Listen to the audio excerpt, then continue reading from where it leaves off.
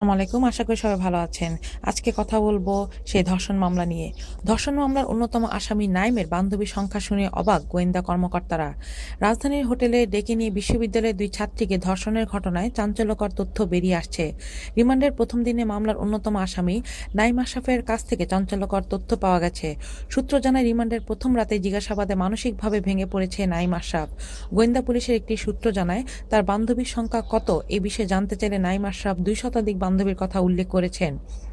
আর নাইমের এত বান্ধবীর সংখ্যা শুনে কিছুটা অবাকই হয়েছেন গোয়েন্দা কর্তারা। নাইম আশরাফের বিরুদ্ধে ৭ দিনের রিমান্ড মঞ্জুর করেছে আদালত।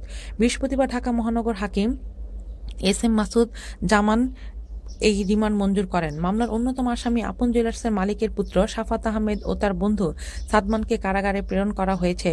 সাফাতের গাড়ি চালক ও দেহরক্ষীকেও রিমান্ডে আনা হয়েছে।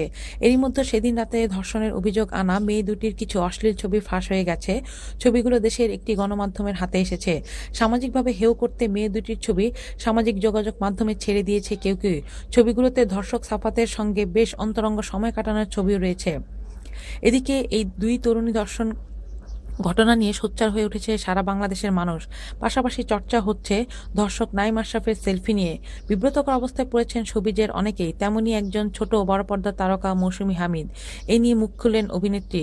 সেলফি প্রসঙ্গে মৌসুমী বলেন, ২০১৫ সালে ভূমিকম্পে বিধ্বস্ত নেপালের সহযোগিতায় কনসার্ট ফর নেপালে আমাদের এক সহকর্মীর আমন্ত্রণে কলাবাগান মাঠে গিয়েছিলাম। সেখানে কনসার্টে পার্থ বড়ুয়া সহ অনেক সেলিব্রিটি অংশ নেন।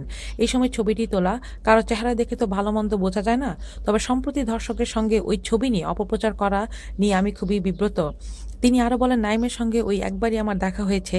এর আগে অরিজিৎ সিং ও নেহা কাক্করের কনসার্টে পারফরমেন্স করার জন্য আমাকে সে বলেছিল, তবে যে কোনো কারণবশত কাজটি তিনি করেননি।